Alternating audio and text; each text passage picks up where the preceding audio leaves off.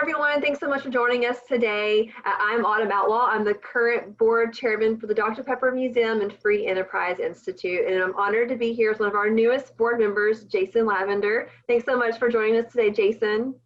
Yeah, thank you. Thank you. Great to see you this morning. Yeah, you too. So we'll just start off. I want to know a little bit more about you. With everything going on with Corona and the world of Zoom, I've got a chance to meet you in person a handful of times, but I mean, even, whatever else to know, but I want to know more about you. Tell us about your family and where you work and a little bit about your background. Yeah, absolutely. So family, my wife, Casey, have two children, Alyssa and Luke, and we just moved back actually to Waco. I'm a Baylor boy, and so was here for about 6 years and moved off and actually started several businesses and have exited those. And my wife and I, one of those businesses she still runs today, and had an opportunity to come be a part of the growth that TFNB, Your Bank for Life, was having here in town. And that's kind of what brought us back here today, kind of help expand our footprint there and helping the strategic aspect of the directions there. So I'm the strategic initiative guy. That ambiguous title, nobody really quite knows what it means, but that's what I do here. We live out in Lorena, bought some property out there, and a little different scene than we had when we were living in the Leander, Round Rock area. So I can imagine. Yeah, Waco. It still seems a little slower, but really, it's growing and changing. It's pretty fast paced around here, so I'm sure yeah, you're getting in the groove of it all. I love it. I love being a part of that change, and keeps things interesting very much. Well, good. Well, I know that you probably have lots of opportunities to be involved in many things in the Waco community. What has really drawn you into the Dr. Pepper Museum? Like, what made you want to serve as a board of directors for the museum? Yeah, so several things actually. I'm kind of a history nut, kind of a geek about that stuff. And when I came here to Baylor in the early 90s, one of the first places that I went outside of the bubble over at the university was the museum. And I really enjoyed the history that was there and the story that was behind it. And I remember being very impacted by that, just because I felt like it was a true story of entrepreneurship, and it resonated with me. And so it was kind of close to me beforehand. And so coming back, a few years ago, as I mentioned, and seeing how it's changed and evolved, and moving to more digital and interactive things like that, and happened to meet Chris when he first got there, and just how involved you guys have been. I've always thought that it's a very important part of Waco's history that a lot of locals haven't really invested the time to really understand. I mean, we certainly have lots of tourism that comes in, and that's one of the things to go do, but having so many folks here locally in Waco that still don't really understand that story.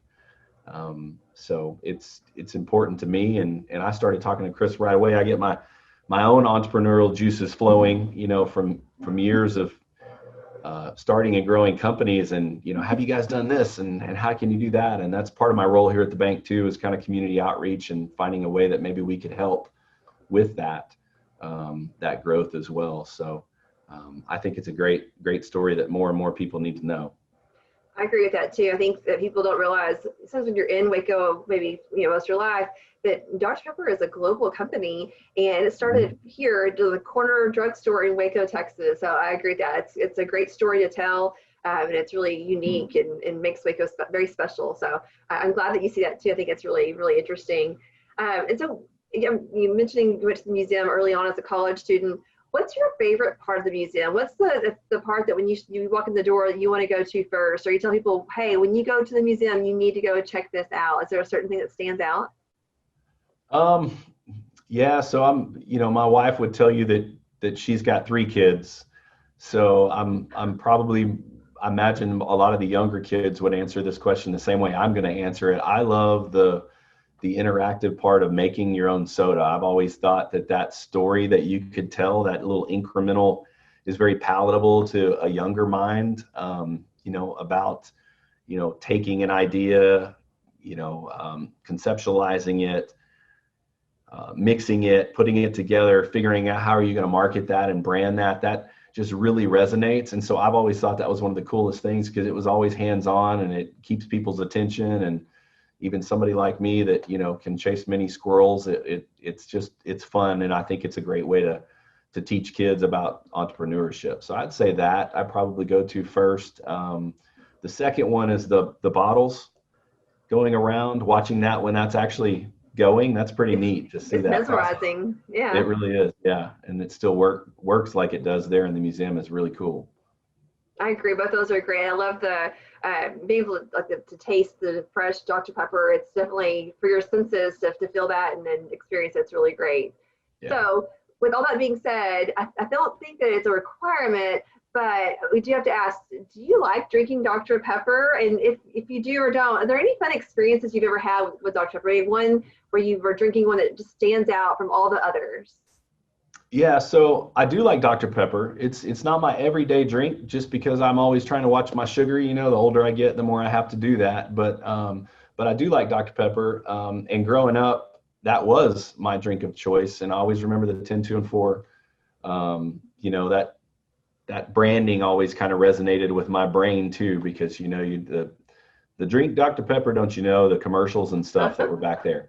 You don't see those as much anymore, but that always resonated, you know, 3 times a day kind of a thing. And that might have been kind of, now that I'm saying that out loud, maybe one of the early impressions on marketing side of things, because that was such a great marketing campaign back then. But yeah, I do.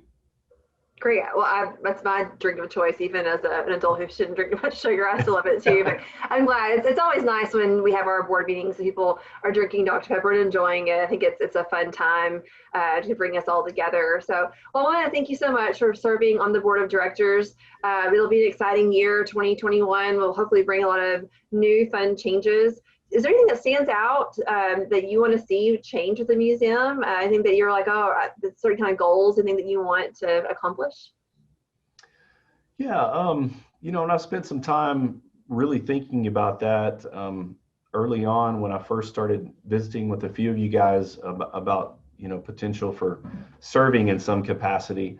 And I really feel like, you know, I've kind of already said part of that, thinking about how to help more locals really plug into what the DP Museum does, and understanding, you know, free enterprise sometimes doesn't resonate with people, but just that entrepreneurial story, and fostering that more in Waco. And right now certainly is probably the best time we've ever had in history to see that and understand that. And I think the museum itself can be a big part of that change, and that, you know, that's very inspiring right now, what's going on in Waco. It's very Renaissance-ish, and, you know, being able to connect that history and that newness of that growth, that spark, that entrepreneurialism, that bug that people get bit by. I think that the museum can be a big part of that. So I'm hoping that I can kind of help connect the dots, and having the marketing background and the financing background, maybe helping connect some of those things for the museum, and playing a big role in that.